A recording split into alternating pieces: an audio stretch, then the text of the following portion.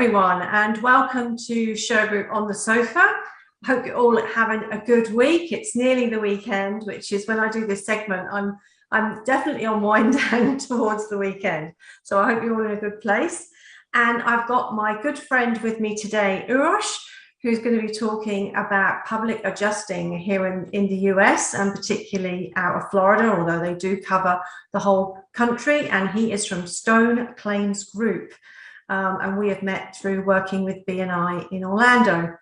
So before we get into our conversation with Uros, I just want to say hello to our listeners out there. I know there's a growing band of you, and in particular to our #1 fan, Ross Saunders. So hey Rossi, how are you today? And I think Uros wants to say hi as well. So Ross, my name is European, as you can tell. It's Uros Valisjevic, but in the United States, ever since I came here, everybody adopted the name Ross. So my official nickname is actually Ross, just like your name. So hello again and good morning. It's a pleasure to be on the show. Great. And actually, we could start and call Ross Uros in England, maybe. I'll see what my sister says about that. All right. So now you are a walking, talking advert for your business. Ever since I've met you, you have been banging the drum about public adjusting and how you make a difference to the businesses and lives of your clients. So why don't we just jump straight in and you tell us a bit about what that means to you and what Stone Claims Group does. Absolutely. And that is really a good question because, you know, Claire, a lot of people in the United States and even worldwide, I don't think they really know public adjusting because it's such a very niche, very small, not small industry, but it's a very niche industry. And a lot of people are not familiar with what public adjusting is. Some people have heard of insurance adjusting. Some people have heard of obviously insurance and the big industry. However, public adjusting is still, you know, really unknown. I would say largely unknown. What we do is we basically, in a nutshell, represent policyholders on the commercial level, right? So those are people who, you know, have a building, have a business, obviously, whether that's a restaurant, a hotel, a condominium, a skyrise, whether it's a mall, you know, and these people, of course, they have contracts with their insurance companies for their property, right, to get insured. Now, whenever there's property damage, right, which here in Florida, in the Southeast USA, we see a lot, you know, especially from hurricanes, tornadoes, you know, sometimes even things like earthquakes and fires and lightning. Whenever there's property damage from those natural kind of directly caused events, the insurance company is going to send their adjuster, right? I already mentioned the insurance adjuster.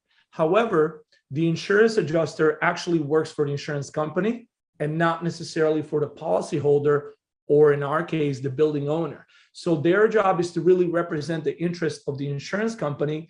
Our job as public adjusters is to come in and represent only the interest of the actual building owner and the policyholder. Now, you're probably asking, why is that important?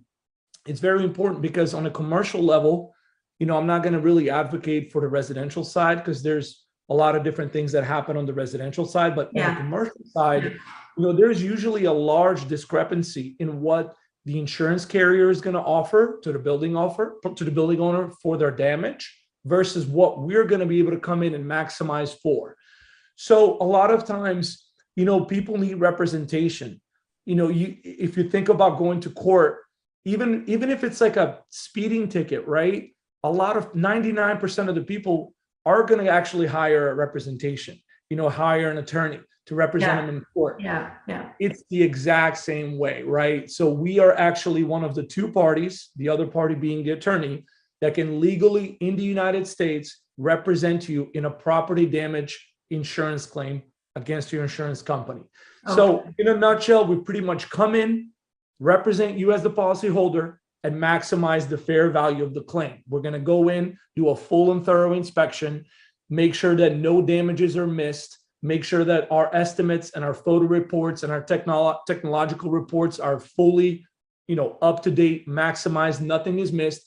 And we're going to take all that data and material and we're going to take it to the insurance company and negotiate throughout the process to be able to get you every single dollar that you need to repair your building as a building owner. And I know how passionate you are about this subject. So I can only imagine that you, on the other side to an insurance company, you're a formidable opponent. Because I guess you are opponents, really, aren't you? Or is it more of a mediation? What would you say in the context of these discussions with insurers? How does that work? Yes, it's a good point. I don't want to say opponent, because again, 100% of our staff of our company actually work for insurance companies before. I saw that. Yeah. Right. So it's very interesting dynamic. It's really, I want to say diplomatically negotiate is kind of like the action that we want to do, because a lot of the times, because of our connections with the insurance companies in our past, a lot of those insurance adjusters that are going to be on the other side, they know us. They know us personally. We've worked on claims before. Our job is to really just kind of get them to understand our eye level, get them to understand, first of all, damages, second of all, causation, and third of all, coverages, right? And once they understand that, listen, that roof, those windows and those sliding glass doors, that is damage from the storm. And you know how we know that is because before the storm, we have records from the building owner or from the property manager or from community association manager, whoever we represent, that are up to date and records show no damage. So we're able to just really be diplomatical. I don't want to say political, but diplomatical with them. Very smooth in our negotiations. Our number one goal is to get our client whole, right? He or she, they need to be able to have enough money in the pocket to repair their building, right? Their windows, their roofs, their doors. So opponents in a way, but diplomatic negotiation is the way to go. Yeah, I think that's very interesting. And this public adjuster role, it's recognized, it must be recognized in a statutory and regulation arena in the United States. Is that unique to Florida, or is it a federal, it crosses all 50 states? How does that work? It's a federal. So it crosses all 50 states. Our company operates in 18 states, so not all 50. However, it's the only entity outside of an attorney, public adjuster, that can actually represent you as the policyholder in a property damage claim. Yeah. And the training for that, is there like an examination, certification? Yeah. Absolutely. There's so the universal, first of all, there's a public adjuster license. You got to go through a whole series of courses, testings, and finally you're able to get the license. And then also on top of that, to actually be an adjuster, a public adjuster, you actually have to pass this thing called Xactimate, which is the software that the insurance companies use to be able to write estimates. Now, Xactimate has level 1, 2, and 3. So you got to be able to pass at least level 1 and 2. I mean, if you work for us, you got to have all 3, but you got to be able to at least have the basics of the software and the program so you can write these detailed estimates. I mean, on the commercial side, these estimates go 300, 400 pages. So that software is very important as well on top of the license. I mean, you've got to understand the structure of the building that you are looking at in terms of damage, right? You've got to understand, it's fabric, it's electrical systems, it's plumbing.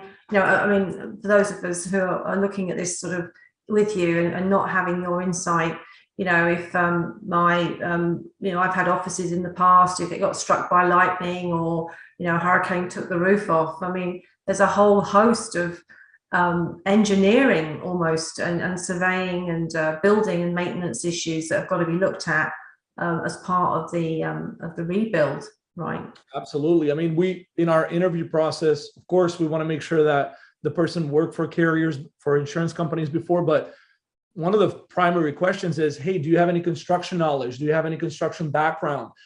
Have you ever worked on buildings and projects? Do you understand what's going on? It's very important. Yeah, no, I can see that. So, I mean, yes, you're right. Here in Florida, we do get some of nature's most intense weather, which we all kind of live with, really. And of course, other parts of the United States see it. But, you know, for those of us who are born outside the United States, things like tornadoes and hurricanes, of course, they happen in other parts of the world, but not so much in Europe. So a lot of our audience today probably come to Florida on holiday. I know I've been here on vacation and got caught up in a hurricane. It's pretty scary. It must be very scary for commercial owners, business owners, you know, when one of these things comes in. Yeah, and the second part of that I think a lot of people don't really realize or think about is not just the property damage. Sure, we're going to adjust it. We're going to maximize that claim and get every dollar under policy that's owed. However, there's another thing called business interruption. Yeah. So for a lot of these businesses, you know, once your building gets struck by, like you said, lightning or something happens, you're out of business. You know, you have employees move out and work from home, you know, yourself, your spouse, your significant others, you work from home, and you don't really, there's a lot of business interruption in that setting. So that's another thing that on top of property damage, we also adjust. So we're able to kind of look at, for example, a building owner's, you know, taxes from the year before, total revenue balance, you know, balance sheets, and be able to kind of tell, listen, this is a building owner or a business owner that made XYZ in the last 3 years. And because of the hurricane or because of the tornado or earthquake or whatever, you know, this year he's definitely off track. And this business interruption, we also have to include in our claim. No, that's very, very, very important, especially for people working from home. So when COVID was the worst case. I was going to say, did you see business interruption cases as a result of COVID? Yes, ma'am. Absolutely. Especially in Louisiana. We were working last year, towards the end of last year, 2021, October, Hurricane Ida. It was August 29th, but we kind of got there in October. Yeah. Hurricane Ida took a lot of businesses out, and a lot of their major concerns were strictly about business interruption. Because, you know, the property damage was, I wouldn't call it severe. It was definitely there, and we need to adjust for it. But the business interruption was very, very serious. Okay. Yeah. So, well, and as a business owner, I totally understand where you're coming from with that. So let's say, you know, that I end up with some kind of problem and a hurricane comes in. What does that do in terms of then, how do I reach out to somebody like you? How does that work? How do you get involved in my claim? Yes, so that's my expertise, you know, the marketing side of our business. I run the back end. You know, we have adjusters and we have now engineers on board. Thank God. Yeah. That's a very exciting news for our company. We've expanded our engineering division. Yes. However, on the marketing side, you know, it's really about networking and connections. You know, our business, like I said in the beginning of the interview, is really niche. So consistency and presence in front of the right property managers, in front of the right community association managers, or building or business owners like yourself, Claire, it's key. You know, so networking every single month, every single quarter, I would say, even on a weekly basis, like in our case for BNI, you know, it's very important to be in people's mind so that when it does happen, which we know in this part of the country, it will happen. We're not praying for it, but it's there. We're the number one call or the number one email on their mind, and they're able to reach out and schedule us. We're all over social media. Our website is obviously live and present, and we're trying our best, just like every business owner. We're trying to be as present as we can. You know, it's not like, you know, we're going to reach out. We do have our, of course, newsletters and emails and everything that happens on the social media year round. However, our business still, to the large percentage, is very weather related, right? We're very accident related to the building. So we just got to be in people's minds, really. So are you in California? Is that one of the 18 states you cover? Yes, ma'am. Yep. A lot of earthquakes down there. Yeah, that's good to know. We've got a growing base of clients over there with some big facilities. So I'm definitely going to put you on their radar as somebody to be in touch with. I actually lived in California for 4 years before I moved. I remember that. Yeah. Better weather than Florida, right? I'm sorry? Better weather. Well, it's just drier. It does get hot in the summer. It's just not as humid. Not as humid, yeah. I know it's humid here, but we love it. We still love it, don't we? I love Florida. So, I mean, so I kind of understand what your business does and how you get involved with through property managers. And as I say, we've got a lot of those people in our network as well. And I'm sure you're using BNI and other networks to good effect to get in front of the right people and have your brand out there in front of the right people. But what are the pros and cons for your clients around using you? I mean, do they have an alternative, or are you the people, is it a public adjuster they need if they're hit by a hurricane, for example? Yes, great question. Again, I think for any business, really, Claire, it always comes down to, when it comes to objections and problems, it always comes down to two things that we can never have more of: time and money, right? So the usual client, when it comes to the cons or the negatives, is gonna say, well, if I involve you guys, it's going to take a lot more time. My claim is going to get drawn out. Okay. I'm not going to have enough money for repairs. What am I going to do with my building? I can't wait that long. I cannot afford it, right? I'll address it. And the second thing is money, right? Why should I pay you? Why can't I just do it myself, right? So those are the usual cons. Now, I wouldn't want to, cons is maybe not the right word, but I would say concerns, right? Major concerns that people have when it comes to engaging us, right? Yeah. So on the first one, when it comes to time, listen, these processes are going to take a long time regardless. I've seen people unrepresented on a claim that take 3.5 years on a small residential property, on a house, right? 3.5 years until the insurance company finally decides to actually cut the check that is going to make them indemnified and make them whole so they can repair their house. Yeah. And it's something that, if you want quality, if you want every last penny that you're owed and you deserve under your insurance policy that you pay premiums for every month, you're going to need a professional company to represent you. Again, we know what these companies talk about. We've worked with them before many, many times. We know their language when it comes to the software and writing estimates. We know their language when it comes to negotiating and sending letters and calls and emails and constantly putting the pressure on them to be able to get you every single dollar, right? So it's going to take time regardless, is my answer, except you're going to get way more, dramatically more than you were going to get doing it yourself, or maybe doing it through an attorney. Because you asked, kind of like a little bit in the question, what's your alternative? It is an attorney, but I'm sure everybody knows attorneys are not cheap, right?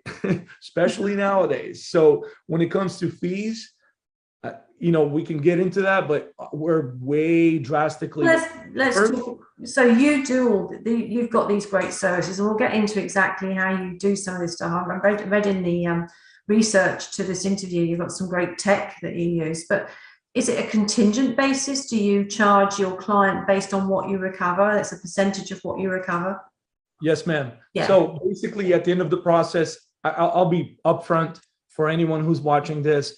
On the commercial side, it's going to be between 8 to 12%, right? 8 to 12% contingency fee at the end of the whole process. Once you as a building owner get paid, right? And on the residential side, for our appraisal division, we do charge an hourly, but I don't want to get into appraisal because that's a very technical term. It's all the way at the end of the insurance claim process. And it's not really a big major chunk of our business, but yes, 8 to 12%. And again, if you ask any attorney alive, that's going to be drastically lower when it comes to commercial property damage claims. Yep. Well, I understand about working on contingency because I'm an attorney by training, and some of what we do in Shergroup works on a contingency basis, and I work with lawyers who work on contingency basis. So for the client's point of view, they're going to have all your expertise, your systems, your huge experience, 20 plus years experience. Yes. I mean, again, I think I read that you had your company had collected over $1 billion across 18 states. $1 billion. So far, yes, ma'am. It's a B. We're very proud, but I still think this is our beginning. Like I said, we're expanding into engineering. We're doing all these different things. So, but yes, we do. Experience is one of the 4 things that I always mention when people ask me like, hey, what separates you? It's we have people who know what they're doing. Yeah. Well, $1 billion in anybody's book is a lot of money. And that's the kind of, so when you're kind of examining these claims and you are driving out of the policy every kind of nickel and dime that you can for your client, there's going to be an upside for the client because you're driven to get the best that you can. You want to get paid too. So yeah, exactly. Yeah, you're right on the money, pun intended. Yeah, and I think it's good to be transparent on that in forums like this when you're, I mean, you would if you were in front of a client anyway, because people will look at this or other social media or other content that you put out there, and that's the biggest question: what's it going to cost me? You know, and the fact that it's not going to cost them anything up front until. And I do want to. Sorry, Claire. Sorry to interrupt. I do want to add one thing. You know, if I showed you a chart, you know, of the actual differences in what people were offered at first from their carriers versus once we got involved, what we were able to recover at the end, people would think like this is not real life. This is fake numbers. This cannot be possible. I mean, I'll share stories later, but like the difference is so dramatical and so drastic that by the time we end with the process, that building owner or business owner, he's not even going to feel our fee. He's not even going to like, it's, I don't want to use the word absorbed. I'm very leery of that, but that fee is kind of like absorbed because the difference is huge. We're talking thousands versus in a lot of cases, over 10 million. And the building owner is like, well, sure, I'll pay 8 to 12% on that 10 million loss to be able to get every single dollar under policy so I can repair my buildings. We're not trying to make people rich or trying to put money in people's pocket. It's just by law, our job is to make sure they have enough so they can repair the building. Well, there's a tension, isn't there? There's a tension between the insurance company that want to try and pin the insured down to the minimum or a fair minimum, but a minimum. And then there's you on the other side or at the other end of the spectrum, shall I say, who are instructed to recover as much as possible and drive out of the nooks and crannies in these hugely complicated insurance policies, what policy holders are entitled to. And navigating an insurance policy is not easy, and certainly not if it's not your day job, right? So I guess that you take those policies apart. Absolutely. That's the first. We have 6 steps. That's the first one. Policy analysis, policy. People call us, they give us, you know, like cold calls or something. Hey, you know, something happened to my building. We're like, do you have the policy right now with you? Because a lot of times things are not covered. No. People pay premiums for one thing versus another. And a lot of things are not covered. You know, in carriers, the insurance companies, they're not dumb, right? They're very large corporations. They have tons of experts working for them. They're only going to write in certain states. They're only going to write certain things in their policies. So our number one job is to really take apart the policy, see what's covered, what's not, what's in the deck page, what are the exclusions, you know, when it comes to natural events. So yeah, absolutely. That's very important. Yeah. Well, you know, all of us in business, insurance is a grudge purchase. We have to have it. You know, and we hope that we've got good brokers. I use Lloyd in our group now, who make sure we've got the right coverages. And then when there's a claim, we all complain that, you know, unless we engage someone like you, we're not going to get the value back out of what we paid for the insurance. So, you know, I understand that whole kind of tension between the two parts, but I'm on the business owner side. I want someone like you to come in and God forbid, I don't need that, but you never know. You can't say that. If it does happen, that's why I said presence. Just we have to be in people's mind. If the worst happens, we're there. Yeah. We'll take care of it. So you've got this, you know, colossal figure of $1 billion+ that you've recovered for your policyholder clients. What's your sort of most memorable? What's your best case studies? Give me a couple of those where you've done a fantastic job. Yeah, I think one that really stands out is It was actually from last year, so it's not the most recent because we settle claims every week, every month. But I really think that it just goes to show what we talked about earlier about the discrepancies and, like you said, the tension, right? It really goes to show to great lengths. So 2017 in Florida, there was a hurricane named Irma. It was a category 4, very, very extremely strong hurricane. We're talking my house. Yeah, I know about Irma. It lasted for a long, long time. And of course, we get a contract for a condominium complex of 19 buildings and 1 pool house, so a total of 20 structures down in Naples, which, as we all know, Irma went right over Naples. We're talking eye wall of the hurricane for many, many hours, 6, 7, 8+ hours was right over Naples in South Florida. So we signed a contract, we represent these guys. And in the beginning, right after the storm, this was September 10th, 2017, in, I think, December, don't get me wrong, maybe December or January, like 3 or 4 months later, the insurance company who represented the condominium complex offered them $272,000 for 19 buildings and 1 pool house. Now, mind you, every single roof, every single window and sliding glass door was damaged. We're talking 19 buildings. Okay. Fast forward 46 months, almost 4 years later, in 2021 in April, we get to what is called an appraisal, right? And I'll mention it briefly. Appraisal is just the final stage of the claim process where both parties, the policyholder, in this case, the condo, and the insurance company, they cannot agree, right? They have a dispute that cannot be resolved. So they pick a mediator, so to say. They pick they pick a competent and impartial, by policy language, representative on their case. We represented them as an appraiser. Of course, the condominium had their own appraiser picked, and we go in front of a judge, in front of an umpire, which is usually a retired judge, someone who's had many years of experience. And it was a 2-day hearing, right? So it was like a whole trial. And I don't want to scare anyone. It was about presenting the case in full detail. So the first day we talked about roofs. The second day we talked about all the windows and the doors. Obviously, most of you guys know that those are the big ticket items when it comes to property. And we were able to recover. I'm not going to go into detail of what happened in the hearing because I don't want people to sleep here. But at the end of the day, we recovered $12.2 million. So we go from $272,000 to $12.2 million for the policyholder for the condominium association. And I think the smiles, the happiness, the looks on those people's faces once they got the final check several months later, I cannot tell you. Imagine having roof leaking for 46 months. Imagine having problems with your windows, your shutters. I mean, we presented a case. We brought in engineers. We brought in our forensic experts that were able to prove and help our thesis, our presentation.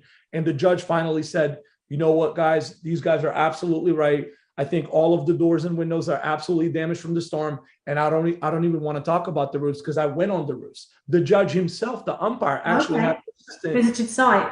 Yeah, absolutely. And he had his own records and data, and we were able to compare, and we got the full ask. So all windows, all roofs, all doors.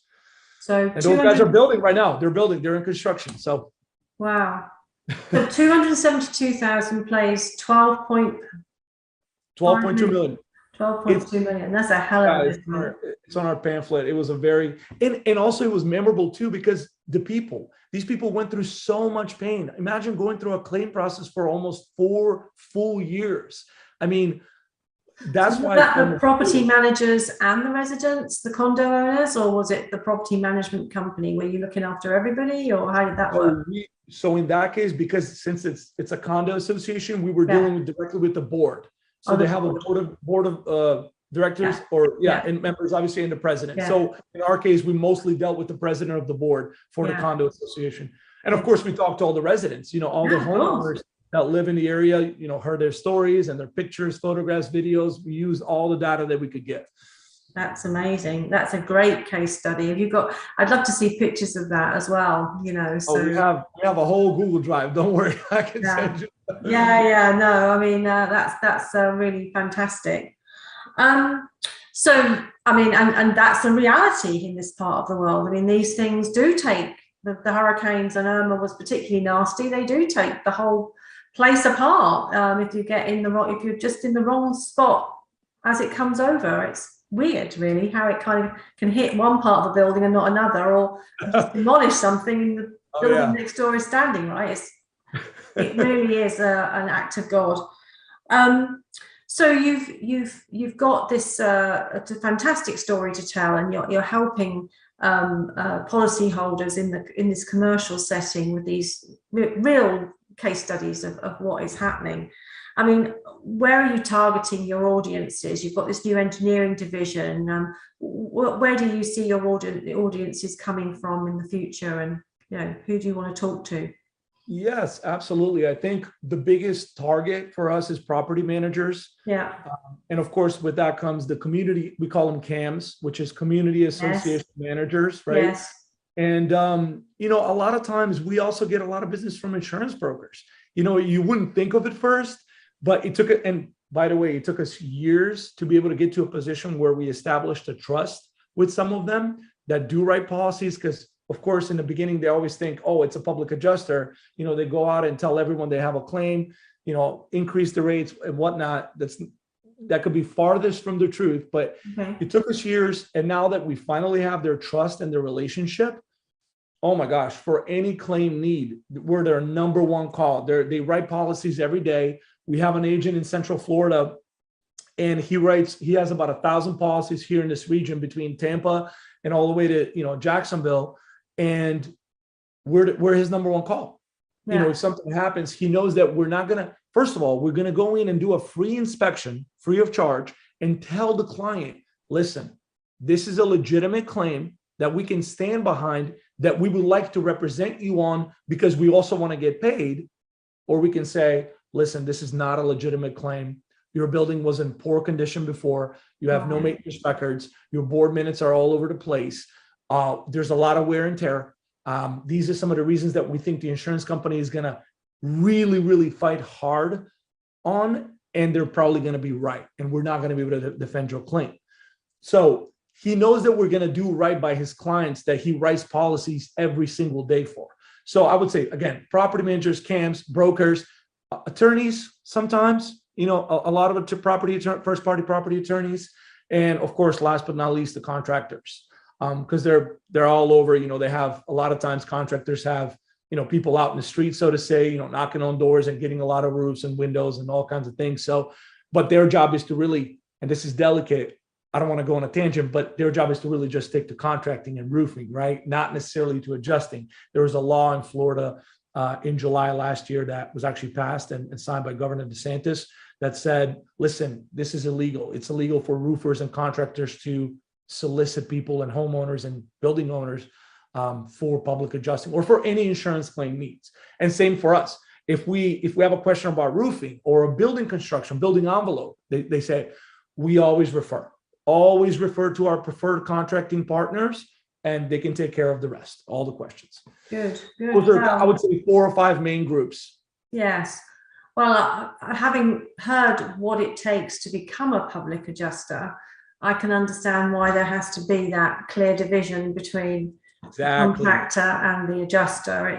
This is not somebody just rocking up and sort of going, well, I think your claim is this much. This is a scientific, methodical survey of a building and a situation, which, as you say, has taken many years of training and qualifications to get the right answers and take the policy apart. So I understand that. So, and a lot of those audiences are interestingly are Shergroup's neck of the woods as well in terms of delivering security services. So we can continue to talk about that in our one-to-ones in BNI. But I mean, what separates? So I guess you're not the only. Well, you're the only one I know, but I guess you're not the only public adjuster company in the States or the United States. So what separates, other than your passion for this subject, what separates Stone Claims from your competition? Yes, I would say without being too long-winded, I would say four main things, right? The first one is experience. We already mentioned it earlier. Every single person that works in our company has to have at least 10 plus years of experience working on the independent side. So whether that's for carriers or policyholders, just by himself or herself, right? Yeah. So minimum 10 years.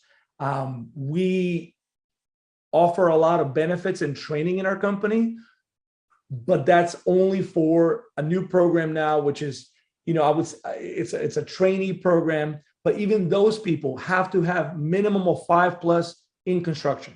So Right. we're talking people who really know what they're talking about. Yeah, And I see the good that. point about it too, Claire, is these guys come together. We work in teams. So when Yeah. you get a claim, a lot of times you're going to see a lot of public adjusting companies. They're going to send one adjuster. But I said earlier, sometimes the claim takes a year, 2 years, sometimes maybe even 3 years. What happens if, that adjuster gets sick or something happens or they quit or they go away? That's why we send teams. So we have a team of 3. So we have an EPA, which is an executive public adjuster. We have a PA, public adjuster, and an admin. So a team of 3 people devoted to each individual claim that we sign and represent. So I think that's very unique. That's something that going on all these events and being part of networking like BNI, I've never seen. I've never seen a public adjusting firm devote a team rather than just one claimant field adjuster to the claim. So that's one thing. The second thing is really teamwork. Like I said, those are actually 2 things, experience and teamwork. The third really is technology. We have invested a lot of money. We pay a yearly subscription on a yearly subscription basis, thousands and thousands of dollars in technologies like Matterport, which is a 360-degree visual scan tool. Right. We mostly use it on fires and fire losses, but it basically literally tells you what the condition was in a pixel, like by pixel. It's not cheap. We have thermal imaging, we have droning, we have a bunch of different ways where we can inspect, right, just on site. Yeah. So we invest a lot in technology. I think technology is something that, especially in our case, when it comes to debating claims, it all comes down to technology and numbers and facts. There's some things that you got to prove up in your case that you cannot, they're not debatable, right? We have Nearmap, which I'm not sure if you've heard of it. It's basically it's very cool technology. So it's a bird's eye view. It's a oversight of all roofs, but it gives you a time capsule. So let's say we can, on your building right now, I can go ahead and on the left side of the screen, I can put a date, let's say October 2021 versus July 2022 today. Yeah. And if there was a storm in between those 2 dates, we can see that some of the shingles in the roof was perfect before, but now after the storm, there's a lot of shingles missing and stuff. So again, there's a lot going on and involved, but technology, experience, teamwork, and I would also say the last but not least is really our leadership. When you look at our CEO, which happens to be my wife, her name is Tara. She actually worked for carriers for 15 years, right out of college. She was able to get right into the industry, worked for 10 years for State Farm, 5 years for Allstate. She became the national manager for all claims. She had a really interesting journey. She made a lot of money. She had a lot of success doing that, working only for the insurance companies. But with all the policy change and the regulations in the early 2010s, 2012, 13, 14, she kind of saw a dramatic change in the industry. So she decided to get on the other side and represent only policyholders, because she said, like, back in the day, the carriers, the companies used to give us, blank checks to go out into the field, and just if the roof was 100,000, we wrote 100,000 on a check, and we said thank you and goodbye to the homeowner, right? But things changed. The industry, the system changed. Carriers started putting a lot more regulation, a lot more, different things that impeded paying the clients in full, right? They would pay them, but not necessarily in full. So she decided to join this side. So I think with that kind of leadership, and also there's a bunch of other guys that I don't have time to mention, but these guys are so passionate. You think I'm passionate. These guys are over passionate. They're devoted. It's nice to see passion in a business. Yes. Yeah, no, it's good. It's really good. It struck me. I mean, I know nothing about this topic at all, other than being a business owner. I get it in terms of what you do, but yeah, if I had a claim, I'd just ring you up. There's no doubt in my mind that you'd be the first person I'd call to come and have a look and see what we could, where we're at, because we need. I think business owners need protection, right? They need protection from. That's the number one reason why we're here. Number one. Yeah. Yeah, they need protection from just more sophisticated people in the insurance company who know their way around the contract of insurance than the policyholder who is, and let's face it, if you're hit with a hurricane or a fire or some other, problem, your head's not straight anyway. So you need that support. I think it's false economy. A lot of times we see business owners like they're in so much distress when that happens that even if they were experts by some strange scenario in insurance policy, they cannot get their minds, they cannot wrap their heads around it because they're in such a time of distress. And I'm sure that happens with you. I mean, you're a security expert. I don't have to tell you. It does. It absolutely does. So, I mean, misconceptions about your industry. I mean, you strike me, and I've met Tara. I mean, you just sound like, you just seem like really straightforward, business-like people. What are the misconceptions about public adjusting? I just want to point out one. I think it's very prevalent. It's mostly among, I would say, brokers, and mostly from that line of work. It kind of translates into the building owners, and in some cases the homeowners, but it's really that we just go out there and tell everyone they have a claim. Right. Guys, this is not true at all. Right. We want to get paid.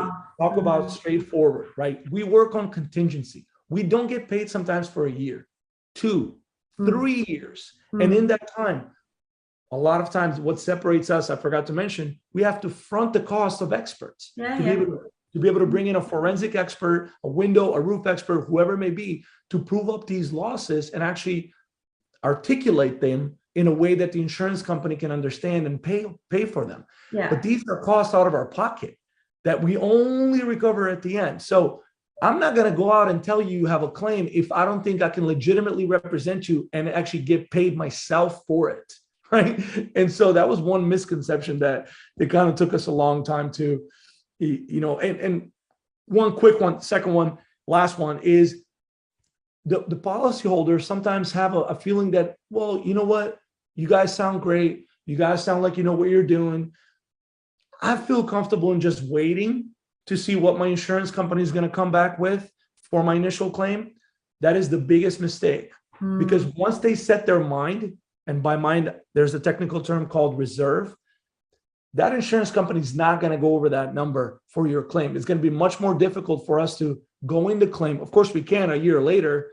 You have 2 years by law, by statute, but it's going to be much more difficult to change their mind and kind of get that reserve lifted up to be able to get you the full funds. So those are the two that I would really, they're striking. So anyone listening to this interview, if they think they've got a claim in the last 2 years, they really need to reach out to you, because the clock's ticking on how long they have, like a limitation period on how long they can take to bring a claim. I think that's important for people listening in, because they may not realize, they have something from nearly 2 years ago and they've just not thought to do anything about it. It might be, as you Americans say, money on the table, right?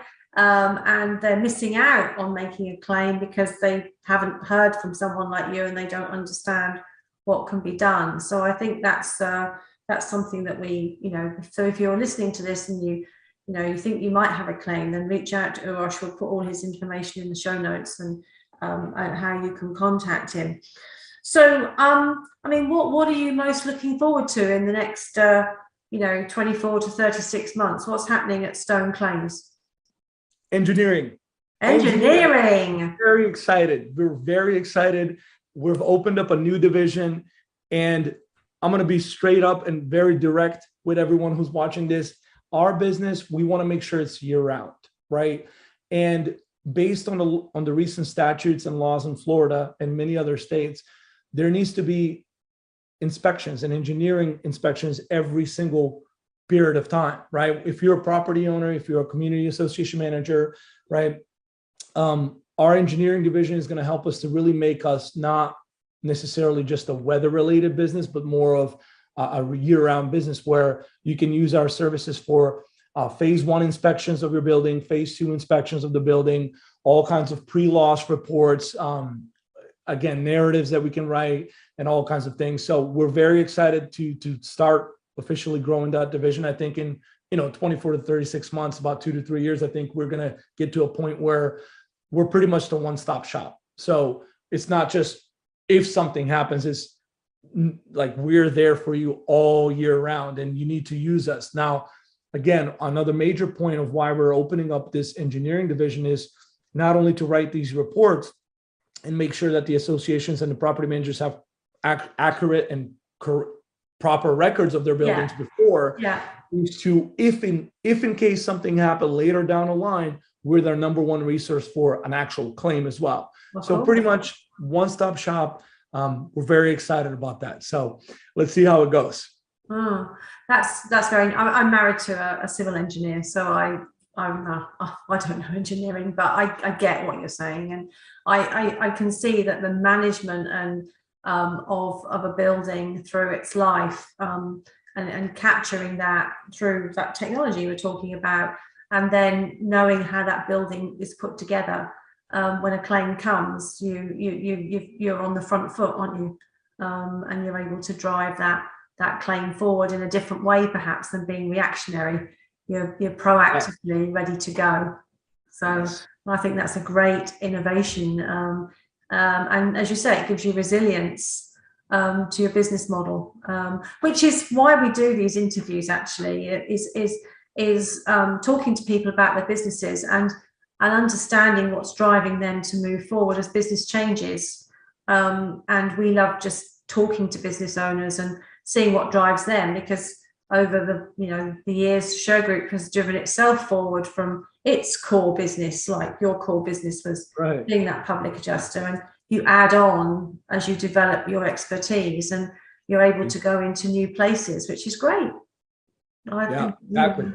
I wish you and the team all the success there at Stone Claims. Well, look, Uros, thanks so much for today. It's been a fascinating interview. I mean, many years ago in London, I did a lot of property work. So I've got a feel for the subject, I guess, about what you do.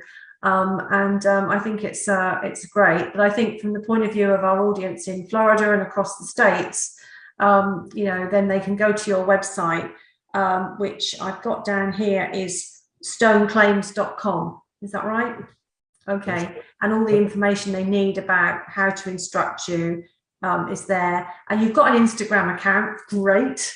And I hope you're posting on it regularly. Lots of pictures of before and after, and drone technology, and this second minute by minute speeded up version. I mean, that's all fascinating.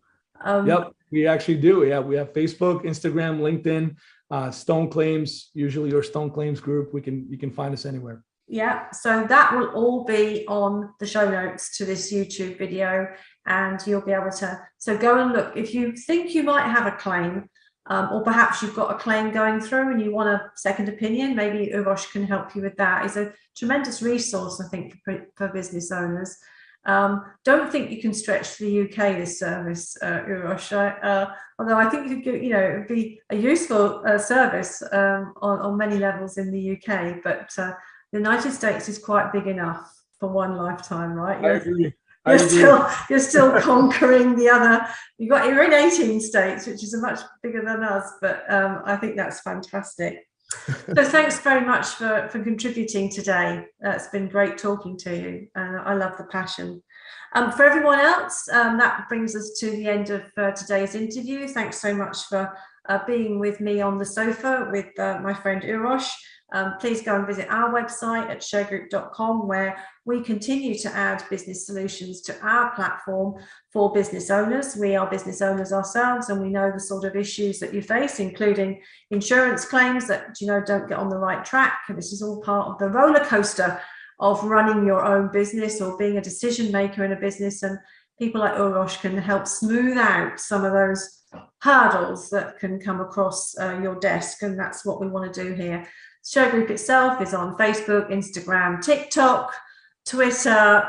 We do have a bit of an opinion about things. LinkedIn, good channel to reach Uros on LinkedIn. So Uros, until we meet again next week, thank you so much for today. And love to all at Stone Claims and everyone else. Bye-bye. Have a great weekend, and we'll talk to you all soon. Thanks, everyone. Thank you. Bye-bye, guys.